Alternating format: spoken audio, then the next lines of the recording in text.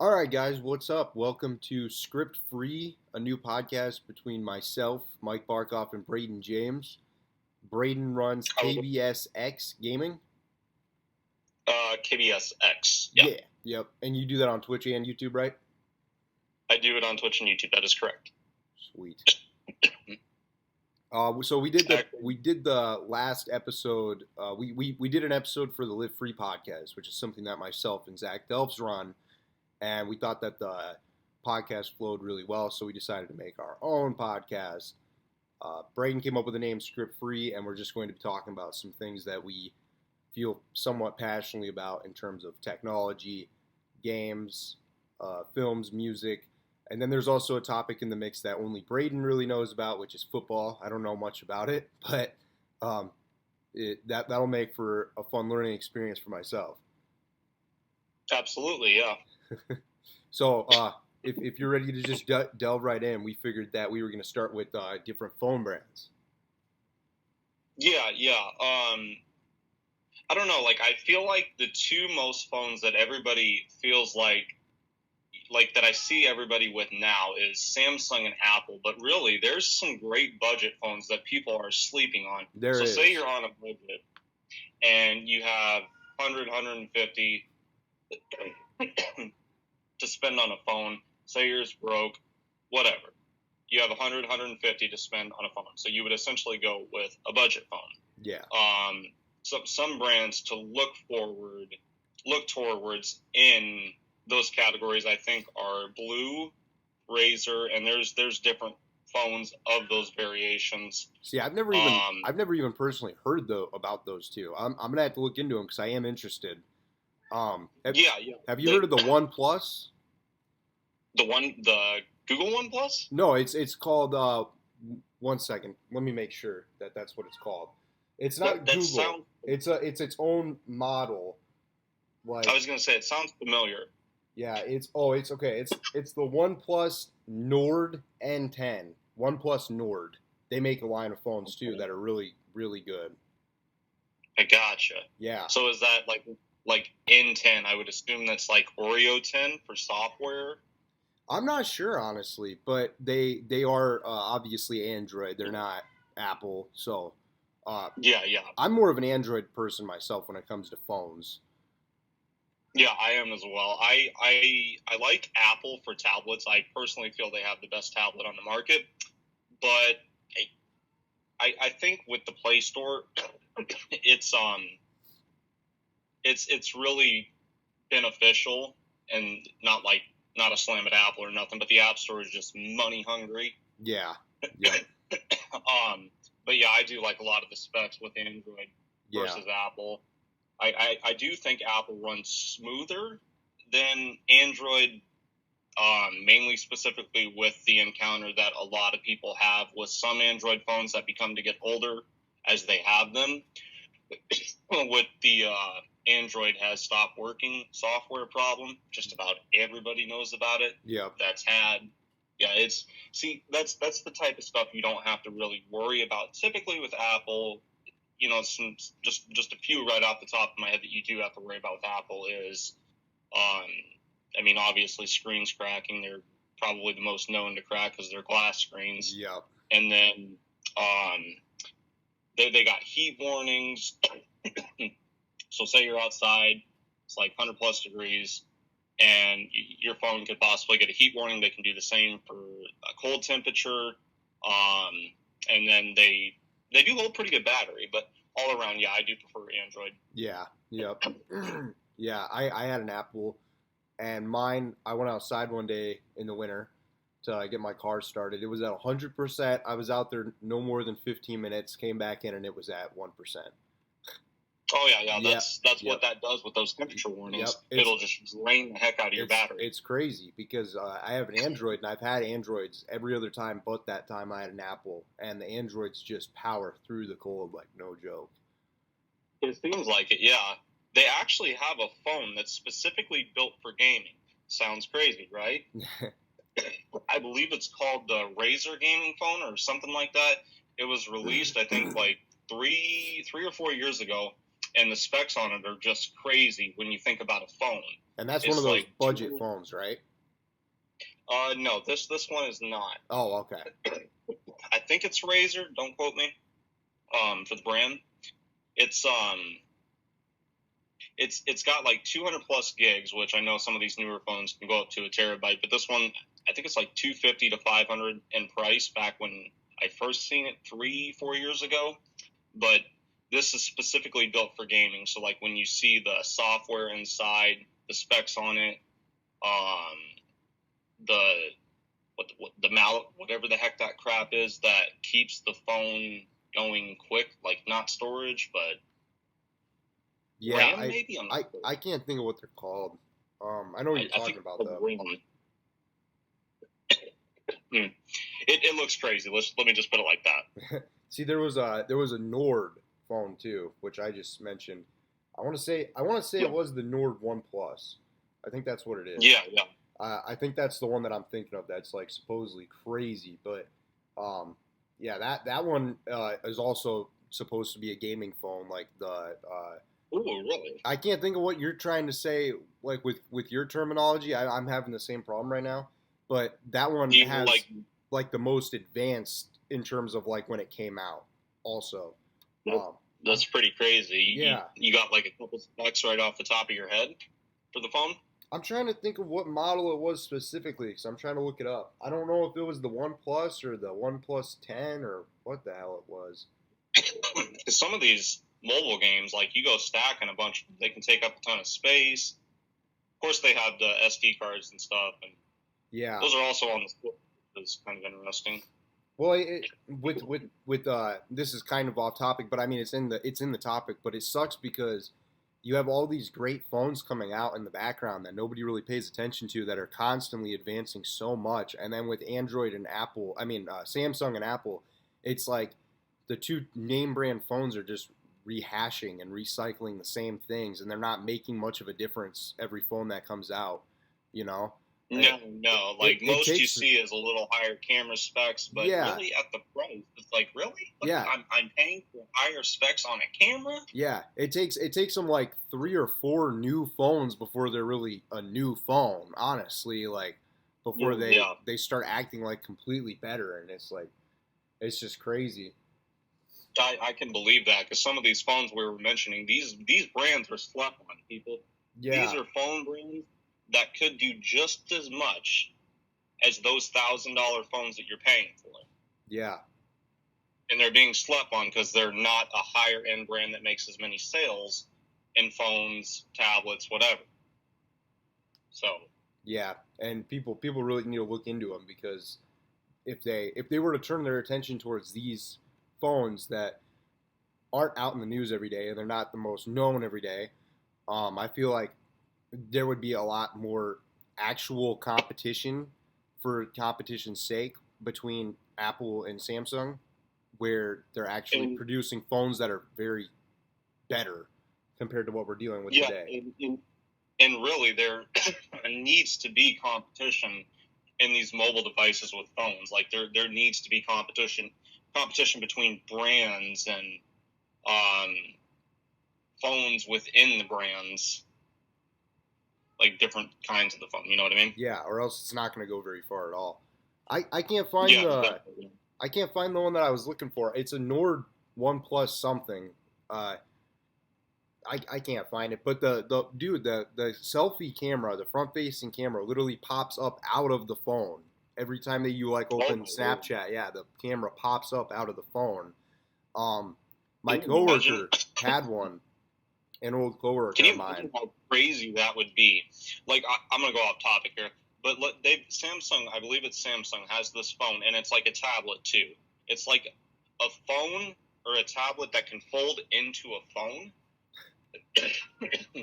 That's crazy. They were talking about releasing it, I want to say 2 years ago when I first seen it, and I think they actually just were cleared to release it, because when they first wanted to release it, it was so buggy that they couldn't. Really? But and then Samsung's also got this flip touch phone now.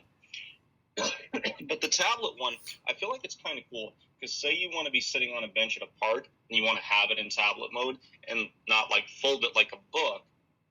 Yeah. turn it into a phone, so you have like two screens basically when it's in phone mode. And so say you're sitting on a bench, you could literally like think about like these books and stuff. I know there's audio books, but like people who are old school and like to read, you could legit. It's almost like holding a book.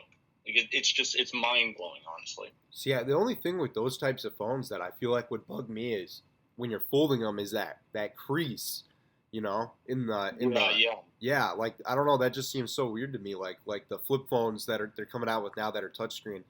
I mean, you'd think there would have to be a spot in your screen where it's a crevice so that the technology can flip, and that'd be so weird. I don't see. The thing that worries me is with those new phones that do that flipping method is what if screens that were flipped back then weren't glass. Exactly. So like say you flip it really hard, so you get frustrated or something. You crack your screen. Yeah. That's what I mean. Like, people gotta take that into consideration when buying these. Yeah. The screen replacement aren't as cheap for devices 2016, 2017 as 2022. See, and that's the thing too with people buying these is that people aren't buying it with the consideration, is this the best piece of technology I'm going to be getting for my money? They're buying it thinking this is the next big thing because it's Samsung's new object or Apple's new object. And exactly. You end up with a lot of bugs, you end up with a lot of issues, and I honestly think the smartest route is to just take your time and not rush into buying a new piece of device like that. Yeah, it's definitely worth waiting. If you have connections that know a lot about phones and know a lot about you, they can probably find a good, decent phone that's not one of these two brands, or is one of these two brands possibly, that would just blow you away. Yeah. Like, wow, I did not think this would work this well. But in hindsight, it does for half the price.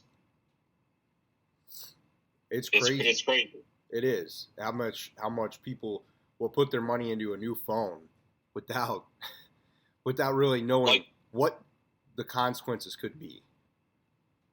When we just take into consideration that Apple basically is the most, like they have the most money out of any technology company. That sounds crazy, right? Yeah. It really does. And why? It's because people are paying for these phones. Their only competition is Samsung. Yeah. And Samsung doesn't have as great of a selling tablet as Apple does. Also, Apple makes MacBooks, and then Samsung makes the Chromebooks. Which really, I do recommend a Chromebook over a MacBook if you're a gamer.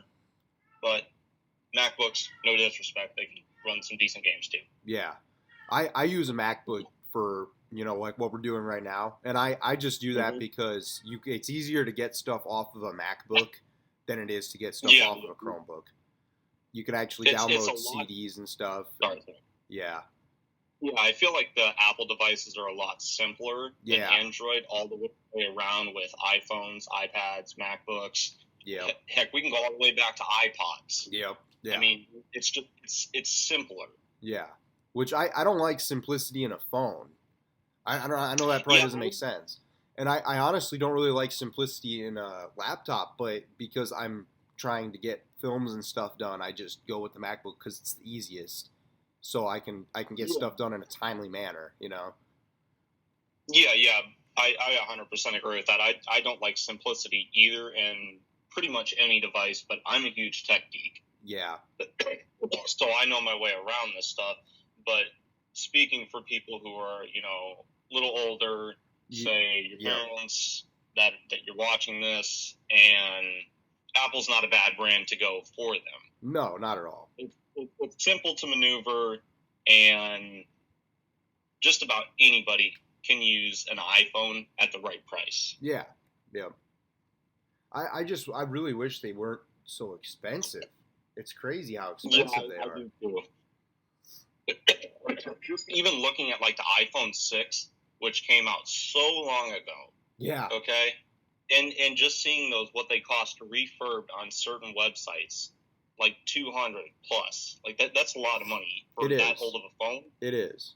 I got I had the iPhone 6 Plus, and mine that's the one that died really fast in the winter, and mine actually had a bad battery to the point where every time I charged it, it started bending the phone. Really? Yeah. And I looked it up, and it's a common thing. So like, I'm not making it up. It's crazy.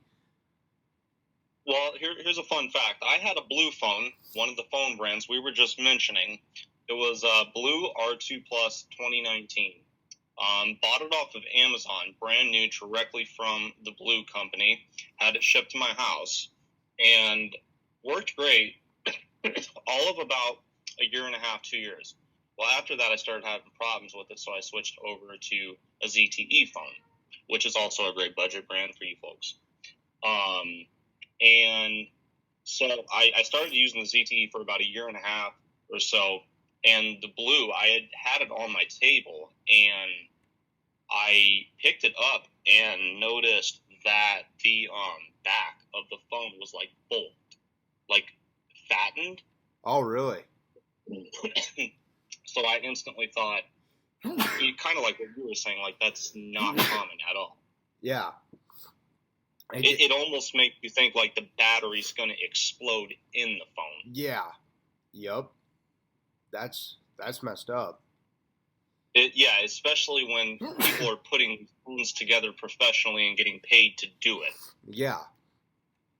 Yeah, and if it's a problem with the battery, that's definitely something that, the material of the battery, that's definitely something that should be addressed instantly and fixed before we even touch putting another phone out with a battery of the same material.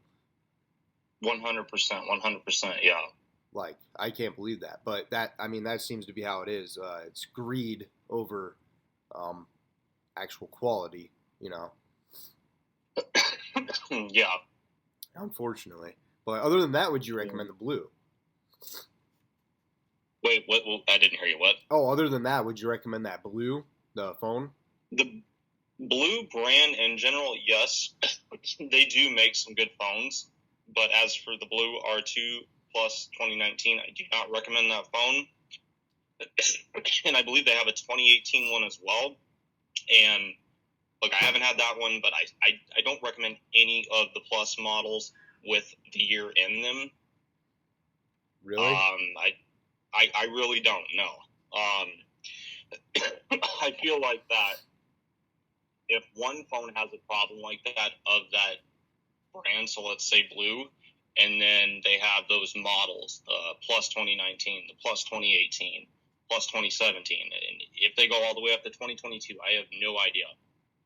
I feel like it could be a reoccurring problem, but still seems off. But anything that isn't Plus model with the year would probably be a little bit better. Oh, 100%, yeah. Yeah, yep. I'll have to look into that one. I am interested. It is time for me to get a new phone, so I actually have been looking into new phones to get. I also am interested in the Motorola G Power, which has 3 days of battery. That is impressive. Yeah, yep. And I've read reviews, and like a lot of people say that it literally has 3 days of battery. Like the camera shit, but honestly, I'm willing to take a hit there because what I really look for with a phone is good battery. And it seems every phone I have just has horrible battery, and I know what to do to make the battery last longer. And it's like no matter what I do, they don't really last any longer for me. Yeah, it seems like that with some of these phones that are out. It really does, say you lower the brightness. Yeah. Say that might help. Yep. For a while, but after a while it starts to not help. Yep. Or say you do the low power mode when you're at 10%. Yeah. And that doesn't really help. I listen to music like all day, every day, so I'm sure that has a hefty effect on battery, but still, it'd be nice to have something where you don't have to worry about, having to charge 2-3 times a day, Yeah, 100%, yeah. Especially if you can get it cheaper than the prices of these newer phones like Samsung and Apple, because they advertise that they have 3-4 day battery, but when you look at the price, it's like, really, do I really want to pay that Exactly. for just the battery? Yeah, and you probably don't, honestly. Like, if you're paying that much, you need to have a lot more specs in order for me to really be interested in it. I 100% believe that as well. Yeah. Oh, I think we've done pretty good on this topic, honestly. So, As well. yeah, would you be down to be going to the next one, which is Discord's partnership with PlayStation? Of course, yes. So we have a rumor, which has been confirmed basically through some Sony Reddits that were in Japanese language by whom I would assume a PlayStation developer, and that Reddit post was deleted. Really? With Sony already rumoring as of like last year, later on in the year, that they were doing a partnership with Discord. But now, because of that Reddit post that was leaked, we now know it's a lot sooner than we expected. So we could expect it. So we could expect it any time.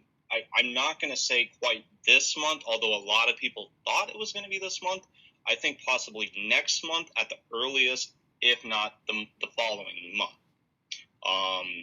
There's also now keep in mind the only partnership PlayStation has ever done app-wise is Spotify.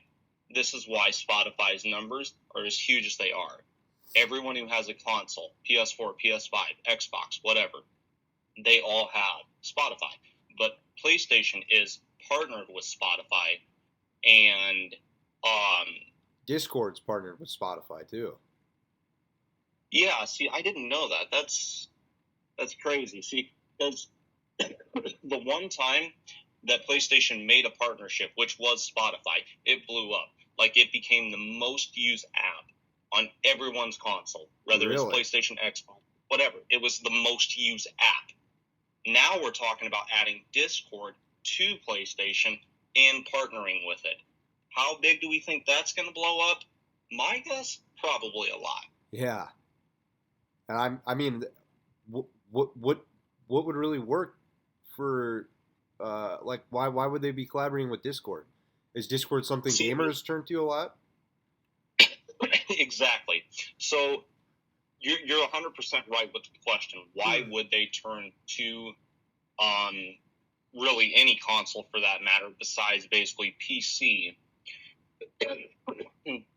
for talking to gamers, when they already have a party function in PlayStation and Xbox where you can do essentially the same thing as Discord does? So where you can talk to your friends at the same time while you play, like people do on PC with Steam, who run Discord in the background. So Discord's, from my understanding, their implementations that they want with this partnership is that, so say games aren't crossplay, meaning you have an Xbox, somebody has a PlayStation. If that game's not crossplay, you both can't play. Really? Together. So I didn't know that. I didn't know that they could. Like, I didn't know crossplay existed. It does. It's a very interesting feature.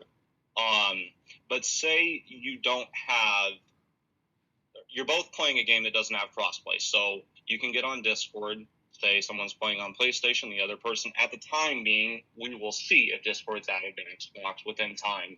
If it is, then you both could be on Discord on a game that's not crossplay and play different games and talk to each other. Not be able to play with each other because it's not crossplay, but talk to each other rather than having to use phones to talk to each other on Discord. So it's really a unique concept when you think about both of these consoles have party functions, but when you know people that have different consoles, this is a really great app to have on your console when it is dropped. Highly recommend it. I don't know how big it's going to be, but I really think it's going to be pretty big. In my opinion, I could see myself using it a lot. I think it's going to be huge. I really do. So even if they don't like, could you still download Discord on PlayStation right now, or? Right now you can. Right now you cannot download Discord. Oh, okay. But once the partnership goes through, you'll be able to go right onto your online store. So say it's PlayStation, right on the PlayStation Store, and download the app Discord. Say you're on Xbox and it eventually drops on Xbox, you'll be able to go right on the Microsoft Store and download Discord. And my knowledge is with a partnership with PlayStation, like Spotify, you're able to navigate it through your side menu, which the only app we've ever seen that was the partnership with Spotify. Now, PlayStation's partnering with Discord. So we can essentially expect that in the side menu, so we don't have to close a game and then open Discord in the background. Whereas if we can just hold a button on our controller and click on the thumbstick and go to the left and navigate right to Discord while playing a game. Is it gonna make streaming easier? Like, can you stream on Discord? I don't know if you can stream on Discord, but there is a function right on PlayStation, not Xbox, but right on PS4s and 5s, I believe. They have a built-in webcam into the system where you can live stream, record clips, take screenshots, all without having to do that with an Elgato. Oh, really? For those of you who know what that is, which a decent one costs you $100, $150. Well, with PlayStations, they automatically have them built in that are 4 and 5. 3 do not. But this is something that the Xbox One and the Xbox Series S do not have. Xbox Series X, the newest one, I'm not sure. Don't quote me on that. But it could be big for promoting your streams. I honestly think that Reddit is probably the best thing to promote when you're going live through a group page about the topic. I think that's essentially probably the best way to promote your live streams, but Discord is also another option. So you just have to find the right chat on Discord to promote Basically, it on. Okay. The right chat and the right groups. I think you could also do social media if that's all you have. Social media does work just fine. Some small beginner tips that I would recommend for streaming. Number one, you always have to interact with your chat. Like, that's something you always got to do. And number two, you have to do as much promoting as possible. You're not going to blow up. Speaking specifically Twitch-wise, you're not going to blow up just by live streaming, especially if you're not interacting with chat. So the way Discord or Twitch works is, so whatever game you're playing, there's multiple streams happening of that same game, including yours. The amount of viewers yours has is where it will be in the page. So say you have 1 or 2, it'll be probably at the very bottom. Say you have 100, you're going to be pretty close to the top of that game page. Now, that's the way you have to promote. Like, you have to do promoting, like I said, whether it be through social media, Discord, in a group chat, whether it be through Reddit, whatever. That's stuff you have to do. See, I'm on Reddit, obviously social media too, and I understand those, but I'm on Discord, but I'm only on Discord because Zach was kind of the one to mention Discord. So I even though I have Discord, I still don't really understand it too much. But that's why I didn't really know exactly like what you could do with Discord and how it would benefit from being on PlayStation. But now I understand a little bit more. But that's my thought process. I don't use Discord much either, probably nor do some PlayStation players. I'm not going to say the majority, but some. But when Discord is added, I think a lot more people are going to use the app and learn more about it. It's crazy because when I first got the app, it seemed like it was one of those things where you just kind of mess around with it and figure it out on your own. Yeah, that's kind of what it seems like, really. Yeah, yep. And because of that, I was really confused, like what I was supposed to be doing with it. Yeah.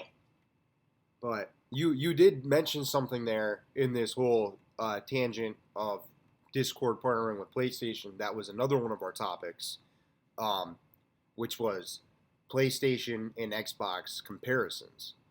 Are you ready to go on to that topic? Yeah, of course. So comparing Xbox and PlayStation, and there's a million different ways to compare it. Just a few things that come to mind with both consoles. So both consoles have exclusives, game exclusives specifically. So games that are only on those consoles. So say Xbox, Halo. Really going off topic, now the big acquisition of Microsoft, Xbox, buying Activision and Blizzard Entertainment and King. And for those of you who don't know what game brand King is, they make Candy Crush. Oh, okay. And Activision makes Call of Duty, which is basically the best-selling gaming franchise in history. And then Blizzard, who also works with Activision but has their own game company, develops games like World of Warcraft and other stuff. And then they also bought Bethesda, which in that acquisition, which makes Skyrim and Elder Scrolls Online. So basically, that's a big move. But what they paid was more of the question. They paid almost 70 million, I believe, for that acquisition. That's pretty big. Now, going to PlayStation, hate me all you want, people, but I'm a Sony pony, and I'm going to put my opinion out here. So some PlayStation exclusives that we didn't have to spend like close to 70 million on, okay, was God of War. Now, I know God of War is now on PC, not the new one that's going to be dropping, and we really don't have a time frame of when it's going to be dropped quite yet, but God of War Ragnarok, which is going to be a Viking Age God of War. We also have Spider-Man, which is basically becoming a huge selling franchise incredibly quick on gaming. And then we've got Little Big Planet, old school Ratchet and Clank, which is making new games, with the newest one being Ratchet and Clank Rift Apart, or Rift, I think, which was just released late last year. And then, it's games like that are very well selling. Uncharted, for example, another one. Just The Last of Us, I want to say, is only on PlayStation as well. Oh, really? These are big. I didn't know that. I think, don't quote me on that, but because The Last of Us was made by Naughty Dog, so I don't know. I feel like it could be on Xbox, but for some reason, I'm just thinking it's on PlayStation. Like, I know not all of their games are, but I feel like The Last of Us might be. But it's games like these that we didn't have to spend close to $70 million on. Now, is PlayStation still going to get these titles like Call of Duty? World of Warcraft isn't on console, obviously. That's PC.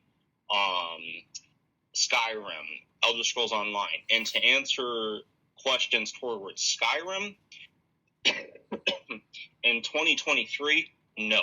Skyrim, and I want to say possibly ESO if they happen to release a whole new game of that, which they have never done, but who knows? And also Fallout, because that is also in the Bethesda company.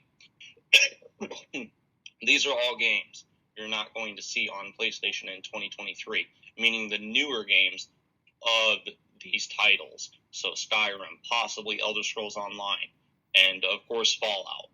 So any new game that comes out of those titles, you're not going to see on PlayStation in 2023, I believe, as rumored. That's specifically from Bethesda. who went against their word late last year on saying they basically would continue to update specific games, but didn't. So say you already have Skyrim on PlayStation 4 and 5. Say you already have Elder Scrolls on PS4 and 5 and Fallout. All of those games that are currently out, you can still buy. But the newer ones that are going to be released, you will not be able to. Call of Duty, as of right now, that we know of, it's still going to be on PlayStation for many years. How many years, we don't know, but we do know that Call of Duty, the specific series of Call of Duty, and probably the newer ones, is coming to Game Pass, which is a subscription service through Xbox Microsoft, where you can pay money monthly, and then you can basically not own games, but you're basically paying to rent games is what you're doing, but you can play them all you want. So seeing Call of Duty, a best-selling franchise in history, added to that, you're going to see Game Pass's numbers go up quite a bit, even though they're already crazy high. Obviously, yeah. It's huge in the gaming news, and it's all over.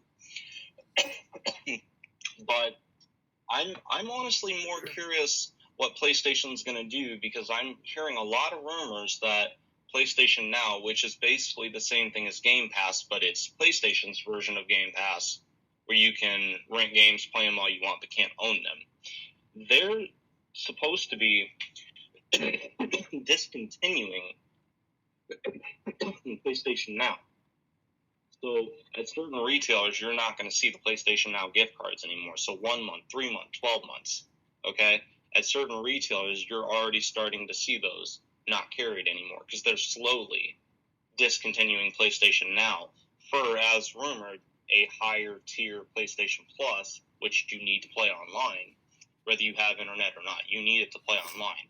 So Xbox already has a higher tier in Xbox Live, which is what you need to play online.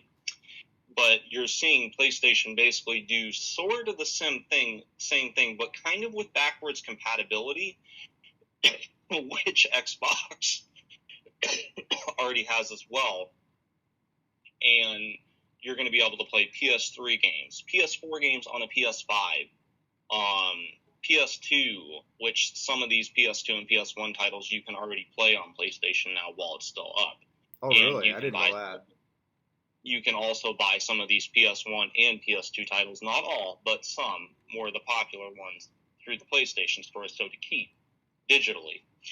But seeing all of this through a higher tier of PlayStation Plus, I don't know. I think it's going to be a great idea, depending on price and length. I think it could be good, but it's got my attention a little bit, because PlayStation Plus essentially lets you keep the games that you get with Plus, but you have to have your subscription still ongoing, meaning active, to play those games. So say you have however many games through PlayStation Plus, so they drop usually 2 to 3 a month, and you can always keep them. But you can only play them while your subscription is active.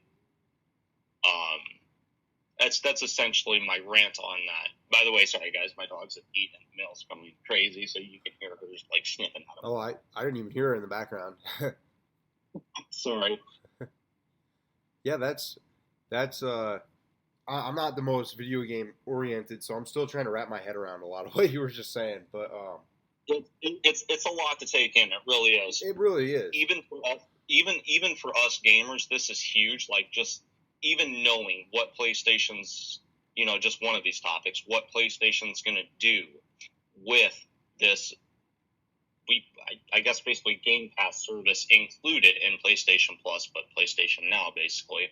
What it's going to be, because PlayStation Now is the same price as PlayStation Plus. So 1 month is $10, 3 months is $25, 12 months is $60. So seeing these subscriptions basically combined in a way with more backwards compatibility on older games for PS2 and PS1, where you can play those on a PS4 or a PS5 and PS3 games on those consoles as well.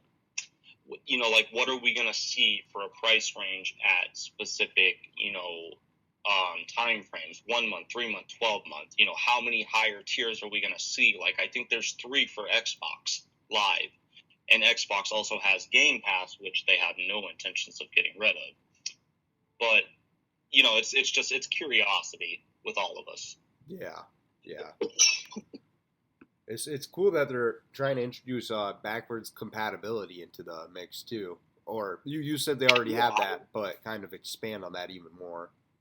Yeah, you're 100% right with expand. See, what's even got me more curious is I've got probably 10 plus PS3 games sitting right here in front of me that are hard copy. So what that means, people, is disc. So it's a case and a disc, not online bought digitally through my account. So if this backwards compatibility is, when it comes, are we going to be able to insert a disc into the console and play that backwards compatible game? Because Xbox is able to do this, and Xbox has been able to do this for a long time. This is something Sony, PlayStation, is way behind on. So I think that's the right move, but just coming to mind right now, do I think that's going to happen where you can put a disc in and play it if it's a PS3 game? Probably not, because they would have to do a huge software update. Keep in mind, people, the PS5's already been out for over a year, and people are still having an impossible time trying to find one out in the wild. So, yeah. Do you have one, or? I do not. I have a PS4, but my point is with the PS5 being out over a year and the PS4 being out since 2013, so basically 9 years, okay? Are they going to release as big of a software update to implement putting in a PS3 disc to play on a PS4 console, with the PS4 being out since 2009 or 2013? That's 9 years. Yeah. And the PS5 being their newest console out over a year. My knowledge with my years playing on PlayStations, I don't think that's going to happen. I truthfully think it'll be like the subscriptions merged together. But I don't know. I think it's going to get the PlayStation community really heated if they don't, because people like me who have been playing since PS3 days would love to be able to insert a disc. Yeah. Especially considering Xbox One, the original Xbox One, that console is actually discontinued now. The original Xbox One is no longer at most retailers. Microsoft has officially, as of like a month ago, which is confirmed by Microsoft through IGN, they are discontinuing production of the original Xbox One. So that means you'll only be able to get the Xbox Series X and I believe possibly the Xbox One S. And see, the crazier thing is Sony made the opposite move later on, a week or so after that announcement, that they're going to stop, not completely stop, but slow down productions on PS5 this year and produce more PS4s, which both consoles are selling tremendously with COVID. But it's crazy, and it makes sense why they're doing it, to catch up with chip shortages with COVID for the PS5. So while they've got tons of stock on chips for PS4s, why not catch up with the chip shortage on PS5? So whether it be a 4 or 5 month thing that they do, where you're still going to see PS5s, but not as many, when people are still having an impossible time finding one, wherever they are, Target, Walmart, Best Buy, GameStop, online, Amazon, when they sell out literally within a second with people refreshing their pages constantly. This is the type of stuff that kind of bothers me, but I understand it. I think it is a right business move for Sony, but as the gamer I am, it does frustrate me. That's crazy. I wouldn't think that they would cease production. Well, not cease, but slow down production of their newest console at all. It's definitely crazy, but like I said, it does make sense. It does infuriate me a lot, but it makes sense. It's weird to think about, nonetheless. It is, yeah. It's really a weird concept. Yeah. Yeah. Unfortunately, I don't know too much about the whole sabbatical, but I don't know if you feel like you've covered that topic, because that was mainly you. But if all you, honestly, but if you feel like you've covered that enough, you had two more, I believe, that you wanted to talk about, which was the prices on the consoles and if they're worth buying at what price, and then the games that are worth picking up. Okay, so let's start with the gaming one first, because that's a more easy breakdown than the console price comparison in this year. So let's dive into the game one. Okay. So looking at games and what games are worth picking up at what price in 2022, whether they be a 2017 game, meaning it was released in 2017, 2016, or even 2021 or 2022 for that matter. So let's go possibly late 2021, a game was released. And you're seeing these games on sale late 2021, certain titles. So I got to think here a little bit on specific titles, because my numbers are usually pretty on point with this. So, like, let's say, let's go to 2022. So Madden, for example, which is football, NFL, Super Bowl coming up in basically 2 or 3 weeks.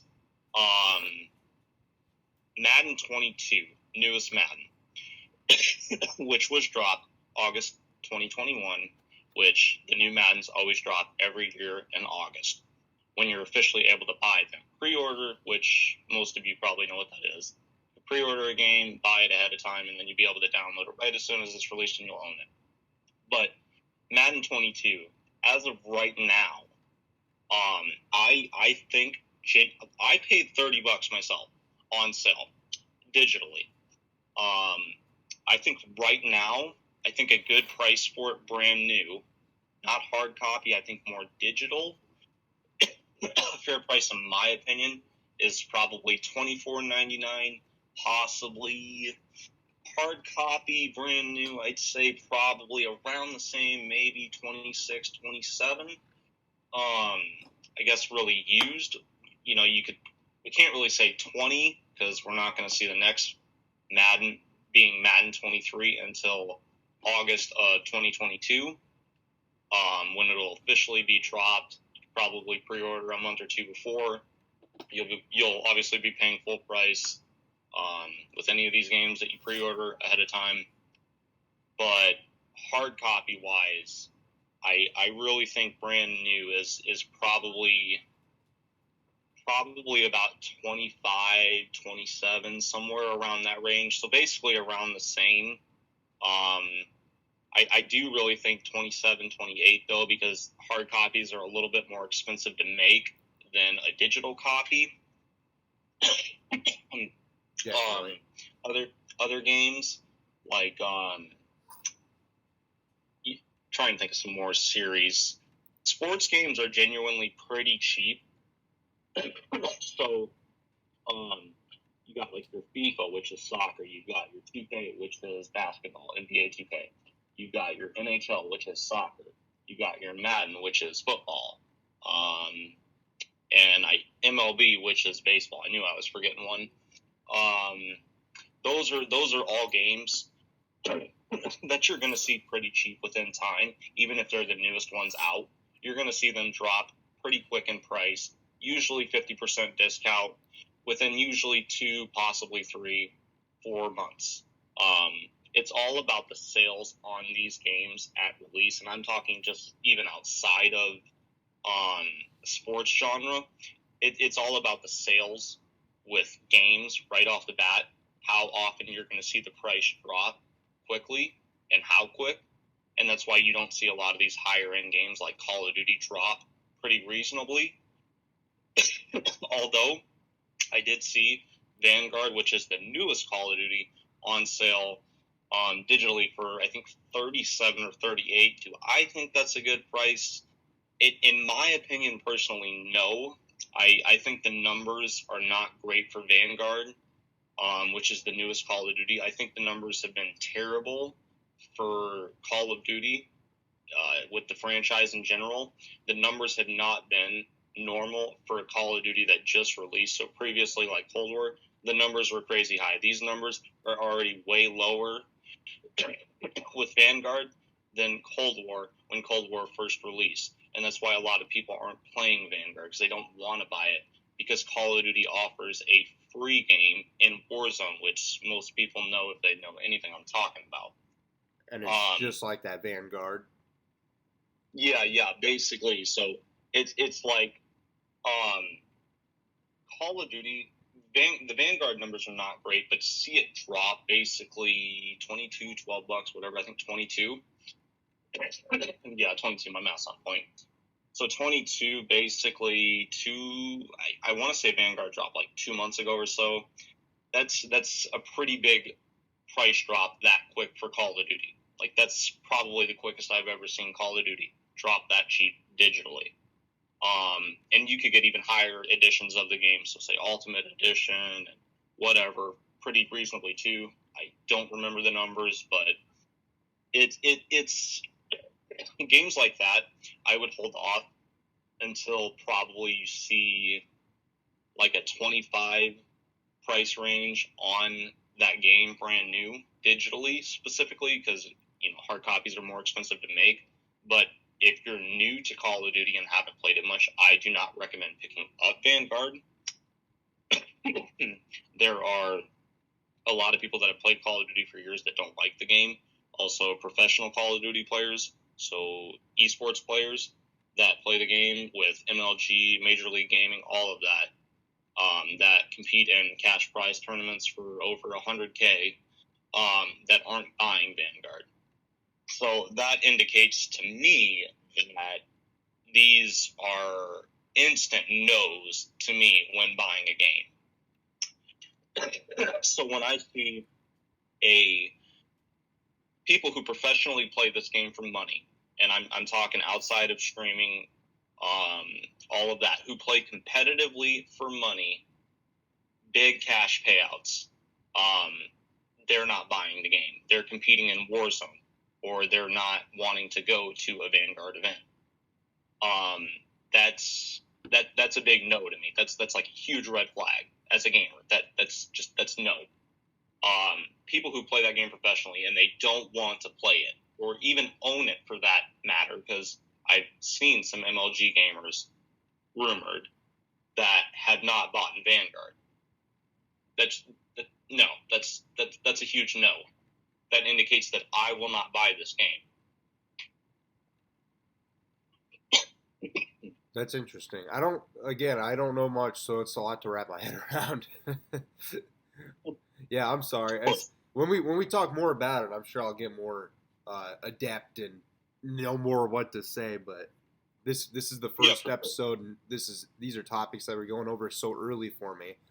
So I'm really When I hear more of it and I learn more of it, I'll know more of what to say. And same with football. When we get to talking about football in the future episodes, I'm sure I'll be the same exact way where I won't know anything to say. But and I do want to give you guys a heads up on that Super Bowl. I will be doing a podcast with this guy right here. Yes. But not until possibly.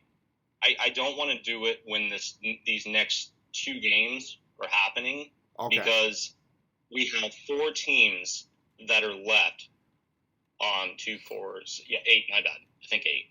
2 4.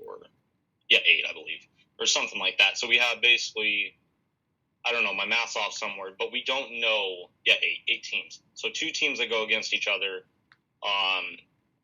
4 teams that are going against each other in each conference, so AFC and NFC. So right now we don't have a set opponent for the Super Bowl until after this next week.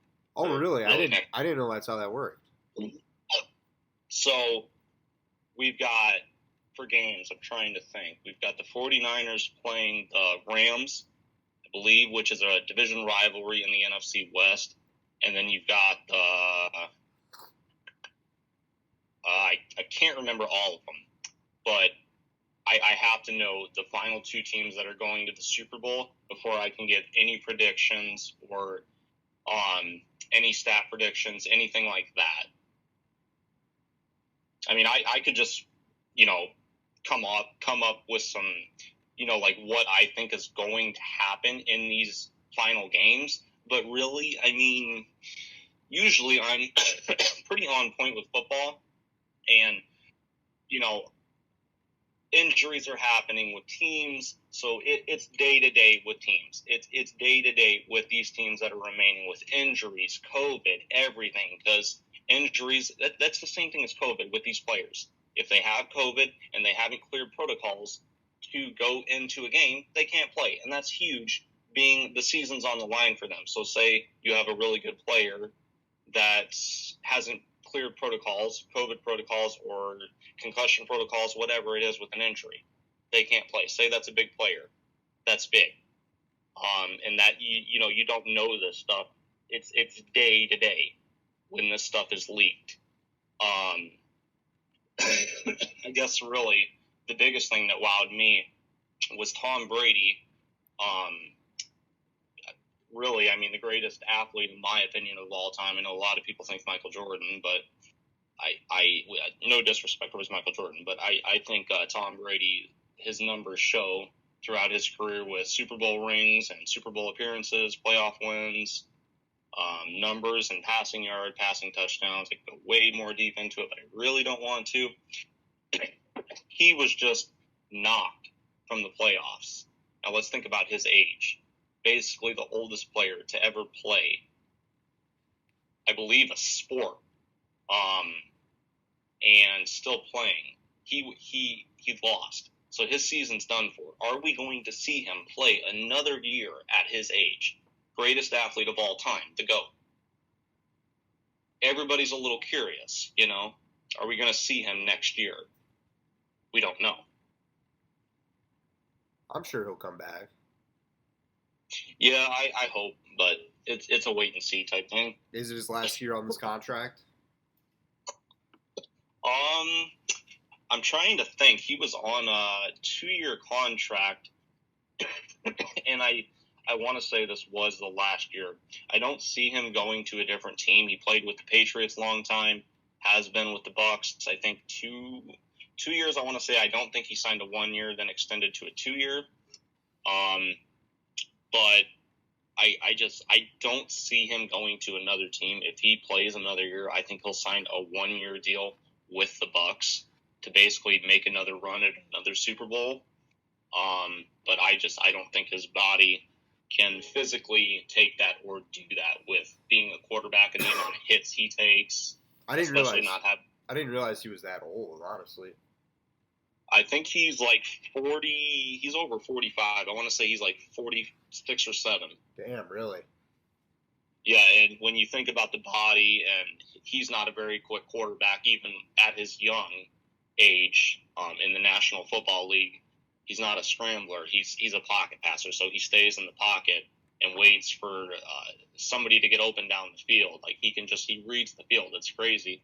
But when you think about the body taking hits, you just look even more towards the knee section when you think about a torn Achilles. If that was to happen, that's a huge injury that could possibly happen next year if he happens to go another year. Yeah, that would be fucked.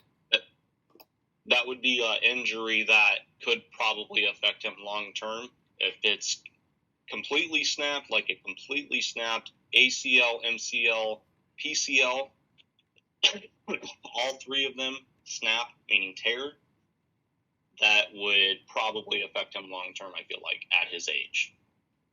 Yeah. I mean, the chances of all 3 of those tearing are pretty slim to none, but at that age, nothing would surprise me. Yeah.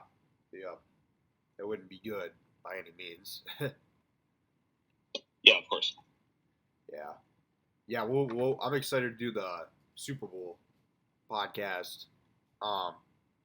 What did you want to do? Did you want to go over that last topic, or did you want to save that for next episode? You just want to go over the last one quick? Yeah, we can do that. So the last one was consoles, and if they're worth buying in 2022 at what price, as well as specs? Okay. I'll try to go over this as quick as possible for you, man. Oh, you're all good. So as for consoles, what ones are worth picking up in 2022? And the answer to that is any console you can get your hands on, meaning PS3, PS4, PS5, PS2, not really PS1, I don't think. If you could find one in outstanding condition, meaning very clean, still working, definitely pick it up for the right price. But a lot of these consoles, Xboxes, Xbox 360, original Xbox, these consoles are worth picking up at specific prices because they're so hard to find. So say a PS3, that depends on the storage. So most of them are 160 gigabytes, but they go up to 500 gigabytes. I think a price that's worth picking up. Obviously, you're not going to find these older consoles brand new, but in outstanding condition and working condition. I think PS3 is probably worth about $150, possibly $175, depending upon how well the controller is in condition with no stick drift, anything like that. Sticky buttons, sticky thumbsticks, sticky triggers, all the buttons working. PS4s, I don't even really know where to begin with those. Truthfully, I mean, just mine, which is a 500 gig slim. Say you get a terabyte slim, different color, limited edition one, that are like specific game made ones. So they have like Spider-Man ones, Black Ops ones, Black Ops 3, I believe was one of the specific ones. They have a God of War one, actually. Those are consoles, pay whatever they want. If it's brand new, pay it. As long as it's, I mean, probably not over like 500, I would say. 600 possibly, but 500. When I say 600, I mean that because if it comes with the controller made with the console, which obviously it would if it's brand new, and some games, chargers, stuff like that, which all of that stuff comes with the console besides usually the games when brand new. So, 600 I think is a very good price range if it comes with some decent games. I know that seems like a lot to spend on a PS4, but as for just the slims, brand new 500 gigs, I would say those are probably, I'd put those at a price range of probably about 300. You guys can go right to Sony.com and, well, I guess really the terabyte. You can go right to PlayStation.com. They're always sold out on there with these PS4s brand new, directly on PlayStation.com. But you can get the black 1 terabyte with a controller brand new, the console's brand new, power cord, HDMI, controller charger, which is a Sony licensed charger for the controller, which is huge. You always want to have one of those. Do not ever plug a phone charger in to your controller. Don't ever do that. Use a Sony licensed charger. Always do that. Really? It's bad to do that with a phone charger? Well, I'm having to do it right now, and I've noticed with really all of my controllers throughout the year that none of them really hold that great a battery. That's mainly, it's not a C charger, it's a B, I want to say. I'm not sure. That's the micro SUB? Yeah. Or USB, I mean. I don't know. I've got this charger for my phone, and it takes the same one as my PS4. I use this. They're different cores, but they're both Bs, and it says B right here with the sync logo or whatever. And it seems weird, but certain chargers, even if they're the same kind, so say a C, but really, I mean more specifically the one I'm talking about, they don't quite supply the power of the stature of a controller versus a phone, a tablet, whatever. They don't supply what you need with a controller. Whereas if a Sony licensed charger, those are made specifically for these controllers, which are built to do a lot of things. Like they're built to, when you think about how many buttons So if somebody plays 2 hours a day, and the average amount of buttons they're going to press is probably over 700-800. Okay, and these controllers are built to do that. So you want a charger that's supplying the power to do that for that controller. And that's why these Sony PlayStation licensed chargers are built for that. So it's probably something to do with the ampage, huh? Probably, yeah. I would assume. Yeah. I mean, they're pretty reasonably priced. You can get them $10 brand new. They also have charging docks for controllers. It does suck, though, with those because you can't play while you charge. But if you have multiple controllers, it's definitely worth getting one because you can charge 2 controllers at the same time with most charging docks. And those are pretty reasonably priced, too. You can usually get them on sale. GameStop, like $15. Only a couple bucks off on sale. So usually you see them like 17, 18. Oh, that's not bad at all. I would have expected those to be a little bit higher. Well, some of the newer ones are, but, older ones that still do the job that are made for these consoles are of that price range. Some of the newer ones, I want to say like 25, 30, and then the ones for the PS5s. The PS5 controllers are around 35. Higher end ones could be around 40 possibly. But, yeah, those older models for the PS4 ones, you see about a $15 price range at GameStop when on sale. Huh. Yeah, it's not bad at all. No, not at all. But yeah, like I said, guys, most consoles are worth picking up. In my opinion, besides the Wii, but I wasn't a fan of the Wii. The Wii U wasn't bad. Looking at a couple more handheld consoles. So say the PS Vita, not the PSP, the PS Vita, which was released after the PSP. If you find, like literally find, not online like Amazon, because they're usually ridiculously priced on there, but say you find one on eBay and it looks outstanding, even though eBay can sometimes be sketchy when they sell stuff, or possibly GameStop, you find one on GameStop.com or in store, it's worth picking those up for, God, just thinking up a price range because I've never owned one. I would say if they're in really good working condition, even without probably the games, I would say probably about 100, 150, close to the same price as a PS3. But really, they basically charged close to the same thing as the PS3 when the PS Vita was released. They charged almost the same price. Really? I didn't know that. So these are really worth picking up. Isn't the Vita? Don't you just plug the Vita into the PS3? I'm trying to think, actually. I think the Vita, I want to say it has a charger that you plug in. I think you can plug it into the PS3 or 4 or 5 for that matter. But I think it has a wall plug-in or something. I'm never sure. I'm not sure. I've never owned one, but they're crazy. I mean, they're not like a Switch, but they're not also as new as a Switch. Also, people who are thinking about buying a Switch, I would wait until the Steam Deck is released, Steam Stadia Deck, or I think it's called Steam Deck. So this is Steam's first ever console being released. Steam, I was just talking about them a while ago on here.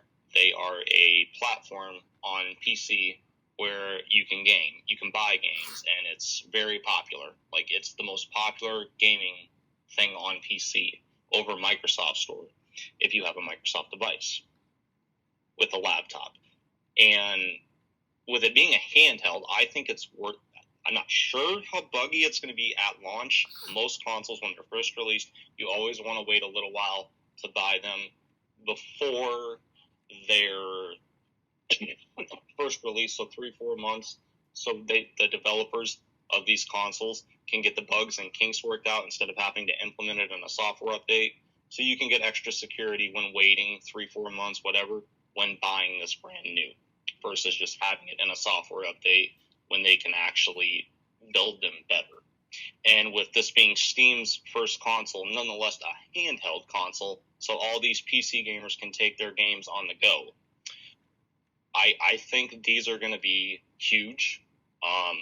probably not huge right off the bat when they're released, not because of how they're built. I personally think it's because it's the first console they've released, and it's a handheld, and Nintendo's been making consoles for years. I mean, the Nintendo 64, the original Nintendo, and the DS's with handheld consoles way back. Well, they know what they're doing. So I think within time, you're going to see the Steam Deck or Steam Stadia Deck. It's one of the two names. You're going to see that blow up within time.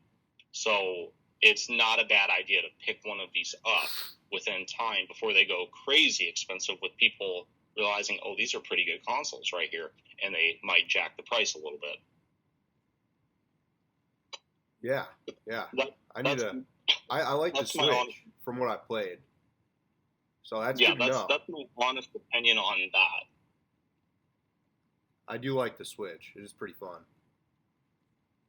Yeah, do you have the Switch Lite or the actual Switch? I don't have either. I've just played it. Oh, that's kind of cool. Yeah, yep. Yeah, they are cool. I've actually never played on the Switch, but I hear they're pretty fun. Yeah, they are. I only did once, and I think it was like some type of Mario. I can't remember what one, but it was pretty fun. It was years ago now, but yeah, it was really good. Oh, yeah. Yeah, I recommend that one for sure. For sure. Yeah, there's certain games that are great with certain consoles. So, like I think a Switch is good for, if you're a Pokemon gamer, you love Pokemon games, you're only going to get that on a Switch or the older DSs. If you love Mario, you're only going to see Mario on the Switch and the older DSs, the Wii's, which were also released by Nintendo. And if you like Mario Kart, it's worth picking up too. Like Mario Kart was way popular back in the day and still is. It is a fun game. For sure. So that was the first episode of Script Free. We're going to be doing more of these. I don't really know. We haven't really decided to schedule or anything yet, but we'll figure that out, and we'll keep recording, and we'll get these to you ASAP. Hope you guys liked it. If you have any tips on how to improve anything, you can let us know in the comment below. But we really appreciate you guys listening, and we hope that you guys are intrigued enough to go and check out the future episodes that will follow this one.